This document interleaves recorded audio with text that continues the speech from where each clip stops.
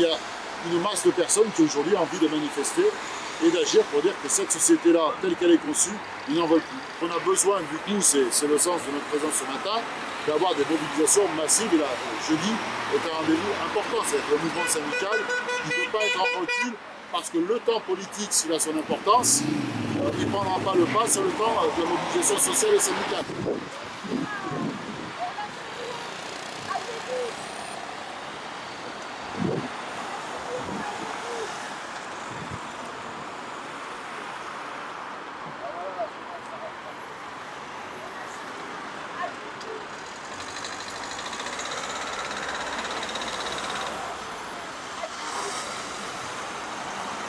On est au lendemain du vote de la motion de censure. On sait que le gouvernement a échappé de peu à la censure, à 9 voix près. Et donc ce matin, il était important qu'on soit présent sur différents sites de la ville pour rappeler que les difficultés du gouvernement, elles sont liées d'abord à une vaste mobilisation sociale extrêmement majoritaire dans le pays, avec des millions de manifestants, des grévistes et des grèves qui se continuent. Et jeudi, il y a une nouvelle journée de mobilisation avec une manifestation qui partira à Montpellier à 10h30 place Sainte-Zeus. Et pour nous, quel que soit le résultat qu'il y ait eu au Parlement, quel que soit le discours que tiendra demain Emmanuel Macron, la demande est la même, le retrait de son projet et la mobilisation continue. C'était le message qu'on a adressé ce matin dans notre distribution de travail.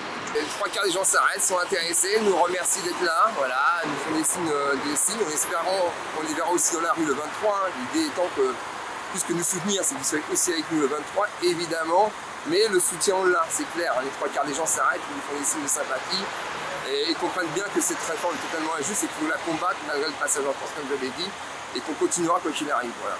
Après plusieurs semaines de mensonges, parce que là on peut même vous dire que c'est un débat ou des arguments, il y avait hier près de 2 tiers des citoyens qui souhaitaient que la motion de censure passe et que le gouvernement d'Elisabeth Borne démissionne. Les chiffres de la Poste qu'on a eu les derniers jours, tous les jours de grève nationaux, ils ont été forts. Voilà. Même s'il y a une baisse sur les derniers, je pense que ça va se réactiver pour le 23, vu ce qui s'est passé hier. Je pense qu'il y aura un regain.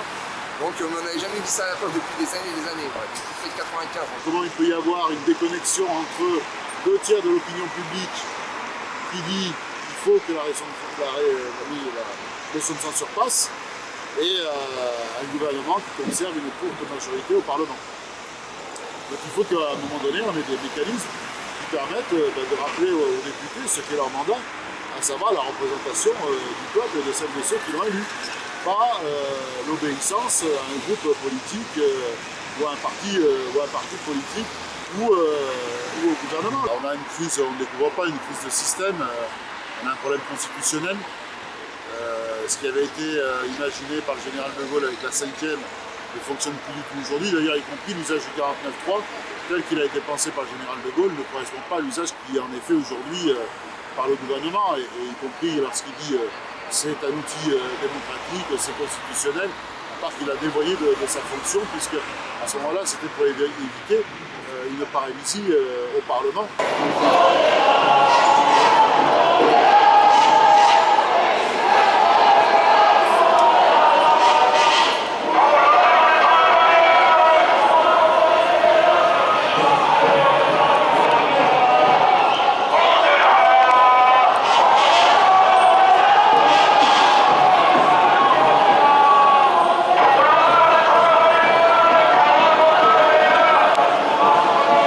Au-delà de la question des retraites, il y avait cette volonté de toute puissance sur le syndicalisme et de rejeter la capacité du syndicalisme à pouvoir interférer dans les plans gouvernementaux et patronaux. Je crois que c'est à ce niveau-là que se déroule aujourd'hui la bataille. On a essayé d'expliquer aux gens que le syndicalisme n'avait plus de représentation. Alors, quand bien même son nombre d'adhérents est supérieur, le nombre d'adhérents par exemple de la CGT est supérieur au nombre d'adhérents de l'ensemble des partis politiques. Et donc notre assise, elle est bien supérieure déjà au nombre d'adhérents. Sur nos élections professionnelles, la représentation de nos élus est supérieure à ce que peuvent avoir les députés par exemple. Donc c'est un très vieux discours réactionnaire. Il y a eu 2 éléments avant cela qui sont les fameuses lois travail, qui ont eu pour fonction de réduire les moyens et les droits syndicaux, les capacités d'intervention de nos élus, en supprimant une vieille continuité sociale qui était les comités d'entreprise. Le CSE, c'est pas tout à fait pareil, en retirant les comités hygiène et sécurité, qui étaient des véritables leviers de bataille dans l'entreprise, sur tout ce qui était par exemple la réorganisation, il y avait un véritable pouvoir des élus du personnel avec les CHSCT et de nos syndicats pour retarder, bloquer les réorganisations. Donc ça a été cassé par ces fameuses lois de travail.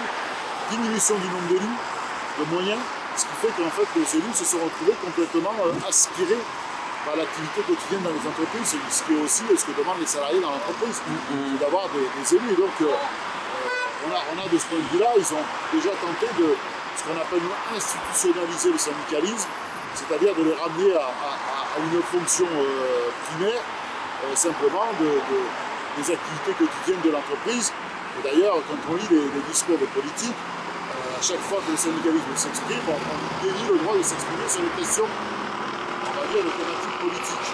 Pour ceux qui ne suivent pas les affaires, ça peut sembler des réformes mineures, mais ça a complètement chamboulé la façon de faire du syndicalisme dans l'entreprise. Et nous, notre fonction, bien entendu, c'est d'abord la défense des intérêts quotidiens des salariés au niveau des entreprises. On est un contre-pouvoir, on n'est pas des co-gestionnaires, on n'est pas là pour accompagner des régressions sociales, on est là pour les combattre.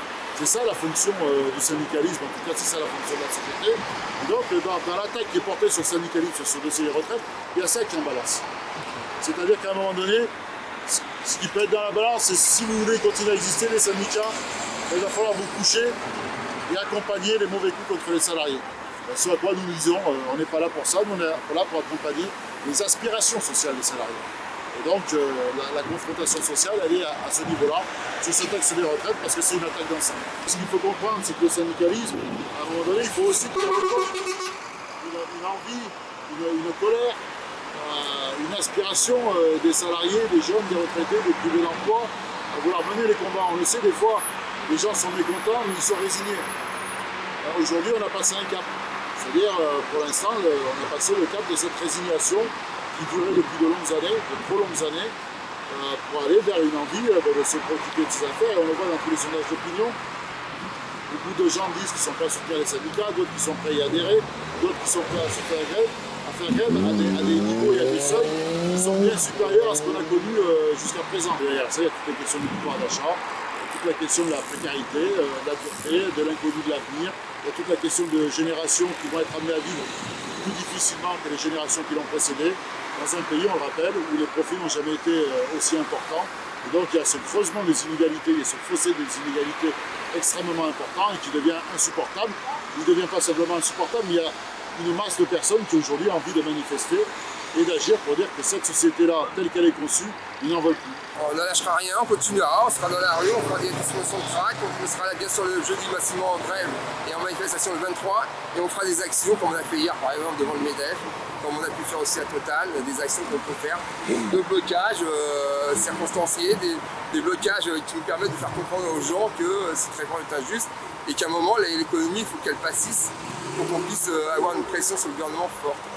On a entendu qu'hier il y avait le Conseil constitutionnel, il y a aussi le RIP, référendum d'initiative populaire, donc qui sera sûrement mis en place, on l'espère, et qui appellera sûrement beaucoup de gens, 4 700 000 personnes à trouver à signer. Je pense que c'est possible, vu la colère des gens, vu comment ils font avec nous et comment ils nous soutiennent. Je pense que oui, c'est tout à fait possible. Donc on lâche rien, et de toute façon on sera quand même dans la rue, on lâchera rien dans la rue non plus. Les syndicats sont là aussi, c'est vrai, sur le côté social, on ne lâchera absolument rien. Il faut que le gouvernement comprenne qu'on est dans la rue, on est à savoir. Il y a deux pièges dans lesquels on ne doit pas tomber aujourd'hui.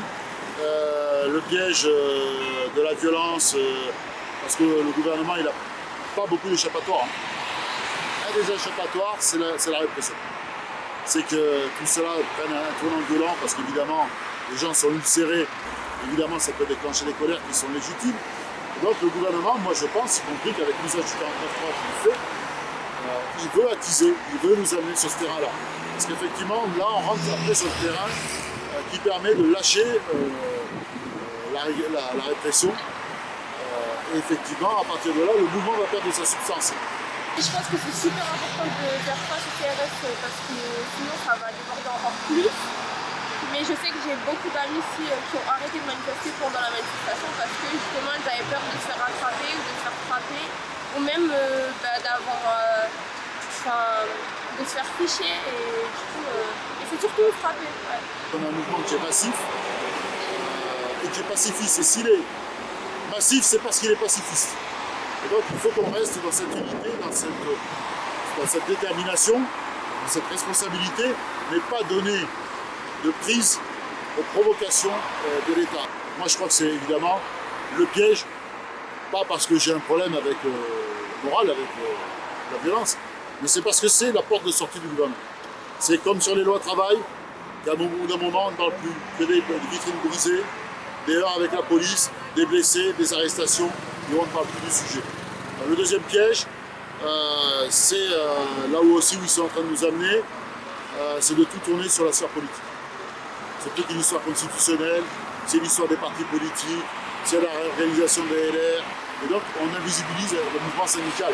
Or, si on est dans cette situation, c'est parce que le mouvement syndical est extrêmement fort. Et donc aujourd'hui, c'est le deuxième piège, c'est-à-dire qu'on a besoin, du coup, c'est le sens de notre présence ce matin, d'avoir des mobilisations massives. Et là, jeudi est un rendez-vous important, c'est-à-dire que le mouvement syndical ne peut pas être en recul parce que le temps politique, s'il a son importance, il ne prendra pas le pas sur le temps de la mobilisation sociale et syndicale.